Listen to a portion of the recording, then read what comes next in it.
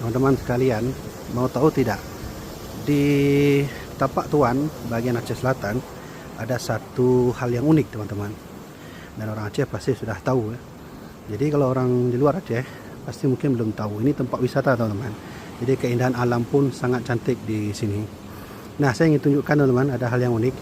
Kalau kita ke Tuan Tapak atau Tapak Tuan, kita akan melihat bentuk kaki. Nah, ini dia ini. Nah, ukuran 4 meter disebut dengan Tuan Tapak, sehingga Aceh Selatan punya nama kota Tapak Tuan. Jadi menurut legenda dulu ada seorang ulama di sini, tinggal di sini lalu berjuang untuk bela agama Allah. Teman-teman kalau ingin main-main ke sini bisa lihat di sini pun keindahan sangat asri, teman-teman ya, masih alami.